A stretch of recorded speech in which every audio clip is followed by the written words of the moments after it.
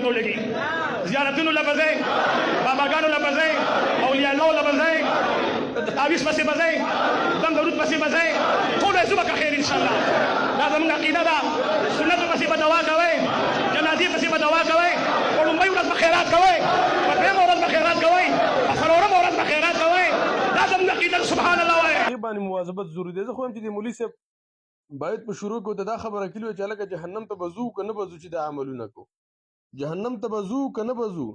دا څومره لګي دی وای چې الکه خیراتونه به کو د څلورمې ورځې کنه او د درېمې ورځې خیرات به کو کنه د سنت نه بعد به دعا کو کنه. اول خبره د سلف او د صحابه د ور لاسه کې چې د عام تابعین او د تبع تابعین او د هغې د اتباع په دور کې څوک دانش ښودلی چې نبی صلی الله علیه وسلم یا په صحابو پسې یا په وروسته تابعینو پسې یا په تبع تابعینو پسې یا وروسته د درېمې خیرات کړی یا په څلوېښتمه کړي یا په دېرشتمه دا قیسې دا بدعت دی او دغه مالونه خوړل دا هم حرام دي د شریعت د لحاظه. دویمه خبره دا ده چې دعا کول وروسته د سنتو نه که ته د عربو لوی علما وګورې شیخ عثیمین شیخ ابن باز دې ټول وایي چې د فرضو نه هم همیشه لپاره څوک اجتماعي دعا وروسته کوي او دا لازم ګڼي دا بدعت کار دی. د قرآن او سنت نه دا خبره راوتې خبره ده. اوس دا خلک دا نه کوي چې دا خیرات دا خېټې به څنګه ساتلی کېږي دا خېټې به څرنګه غوړې ساتلی کېږي. نو دې وجې نه دا څومره کارونه زه به کم یادوم خو دا څومره چې په بیان کې خلکو ته وایي چې زیارتونو ته به ځو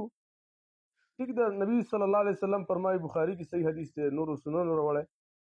چې تاسې مخکې ما د قبرونو د زیارت نه منع کولی خو فزوروا اوس زیارت شئ کولی. د زیارت مطلب دا دی چې سړی لاړ شي هلته مړو ته دعا وکړي چې الله دې کې ګناهګاران دي تو ته بښنه وکړه اعمال برابر کړه.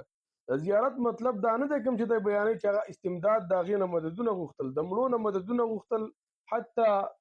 که نبي صلی الله علیه وسلم ولې نه دی د هغې نه هم سړی مدد نشي غوښتلی د دنیا سره لین دین کټ شوی دی او د دنیا نه تللی دی. نو دې وجې نه هغه اعمال کول چې کوم قرآن او سنت کې په هغې باندې مواظبت ضروري دی. زه خو هم چې د مولوي صاحب باید په شروع کې دا خبره کړي وای چې هلکه جهنم ته به ځو که نه به ځو چې دا عملونه کو جهنم ته به ځو که نه به ځو چې دا څومره عملونه دا ټول خو دا سبب د جهنم دی ظالمانو.